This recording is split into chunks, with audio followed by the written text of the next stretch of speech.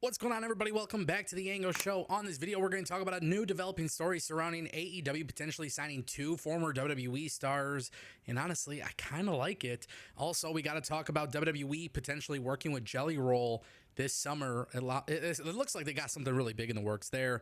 And yes, we are going to talk about a WWE commentary change, and it's all coming up right here on TAS.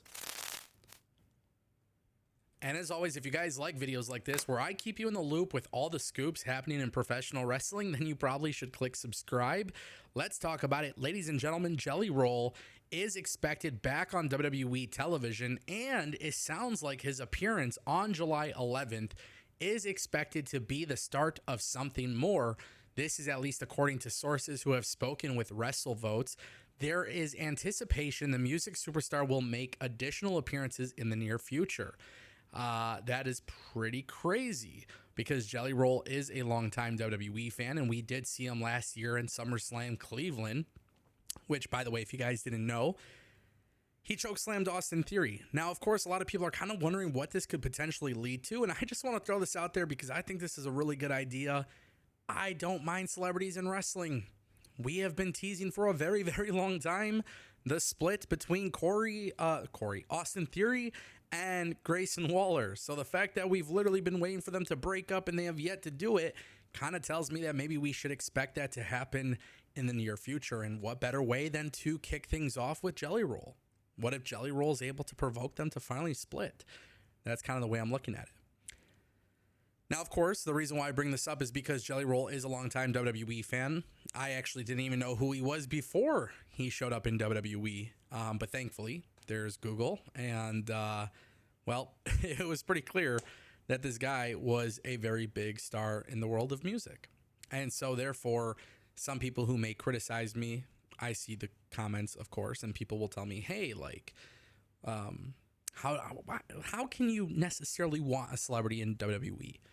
Well, it makes a lot of sense business-wise, first and foremost. But also, if they're truly passionate about WWE, and if they're really coming in to not just make a paycheck, but they're really coming in to put on a great moment or an event for fans, I support it. I really don't have any issue with that. I have a hard time having an issue with that. And I don't think I'm going to have like fake outrage about it because ultimately, at the end of the day, celebrities getting involved in WWE, it does make sense. We see them in AEW, we see them in WWE from time to time. If they're passionate about it, who's to say no? Now, obviously, it's going to be up to Jelly Roll to see how he contributes, but if we're building for something for SummerSlam, that would be really cool. Who really knows? I know that he does have some tour starting soon, so we'll see how this all works out. All right, guys, let's talk about it. WWE is set to make a commentary change, kind of.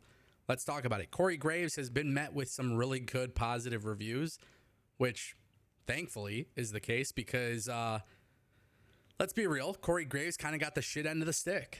Corey Graves was somebody who we saw on the main roster get relegated to NXT. WWE really pushed Pat McAfee.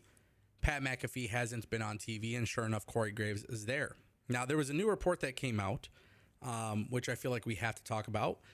So basically, WrestleVotes has reported that according to several within WWE, there is a strong contingency to get Corey Graves on the main roster television, regardless of who is available or not available.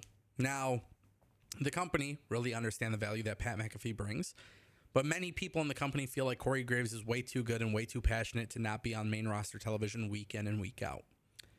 So, right now, as it stands, on Raw, you have Michael Cole and McAfee. And then on SmackDown, you have Wade Barrett and Joe Tessitore. And I like Wade Barrett. And I like Pat McAfee. I really like Joe Tessitore. I really like Michael Cole.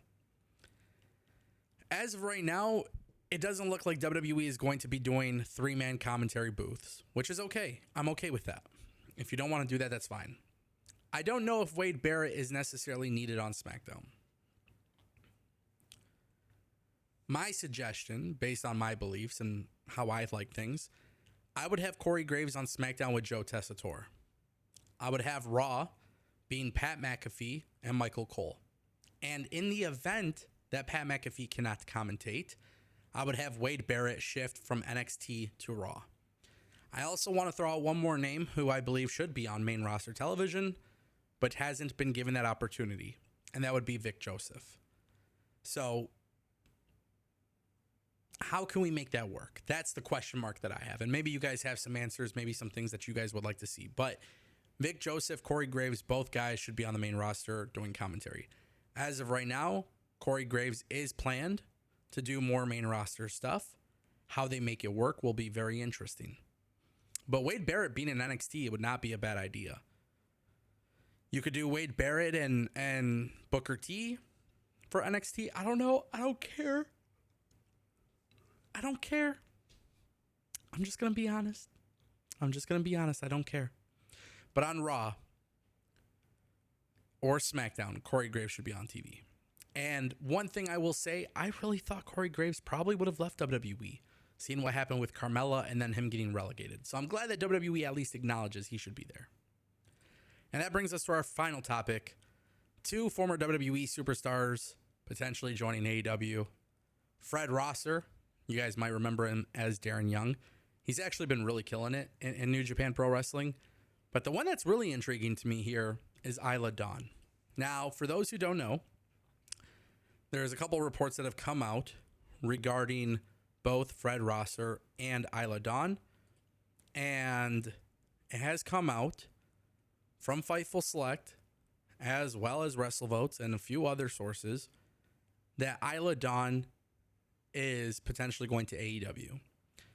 Apparently, a deal is imminent. So WrestleVotes came out and said, we have learned through sources that AEW is heavily interested in recently released talent Isla Dawn.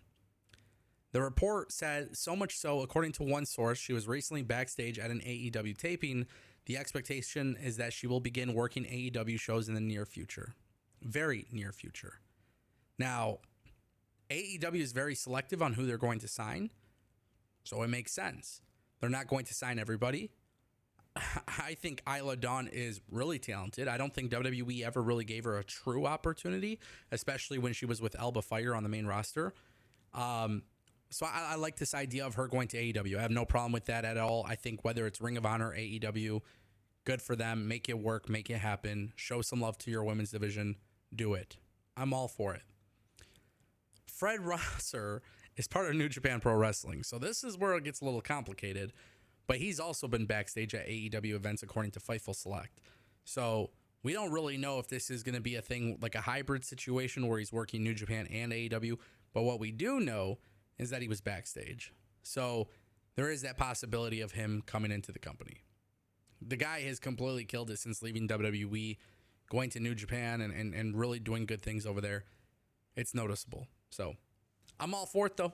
I'm not going to complain about it. I think some people would like to, but I think everybody's signing everybody at this point. So at least add some quality. Ladies and gentlemen, that is the Ango Show.